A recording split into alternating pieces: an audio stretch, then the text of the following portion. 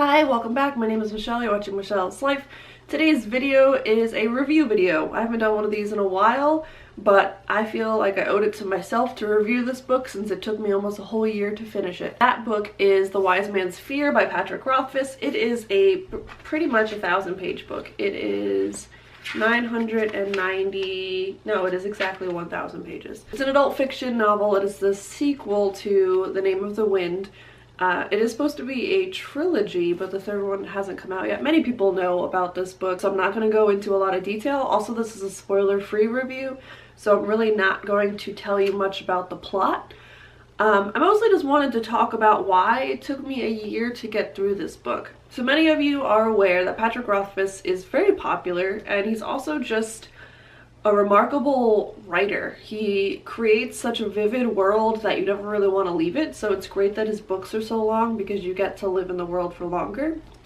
The thing that I noticed while reading this book that kind of pulled me out of it is that, you know, when you play a video game, especially a fantasy video game, kind of like Elder Scrolls, you have one main quest, but then there are so many side quests that you get sidetracked and you spend hours and hours and hours on these side quests that you just want to get back to the original storyline. That's what these books are. It's just a massive collection of side quests, and it goes on for pages and pages and pages, and you're just waiting to get back to the main quest.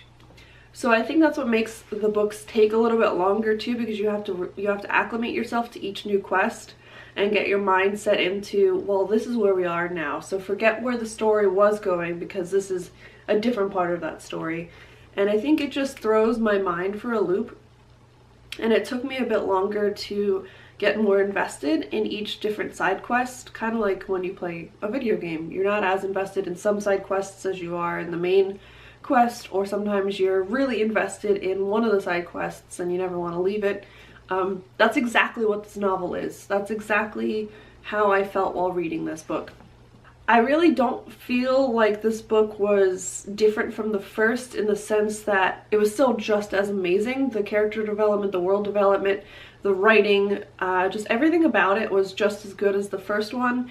The ending threw me for a little bit of a loop, just because it definitely pulls you into what will possibly be the third book. And obviously it leaves you wanting more. That's all I kind of really have to say about it. Yep. I'm really looking forward to reading shorter books this year, because besides this book and 3 other books, that's all I read last year as far as books are concerned. Everything else I read, I think I read 12 graphic novels because I needed a break from this chunker of a book.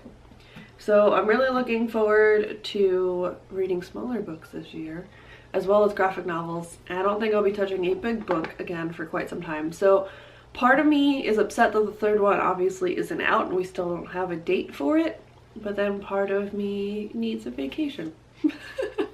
So anyway, what is the first book that you read for 2018 or finished in 2018 like I did? Let me know down below. I've missed all of you. Thank you so much for watching, liking, subscribing, and commenting, and I'll see you very soon for another video.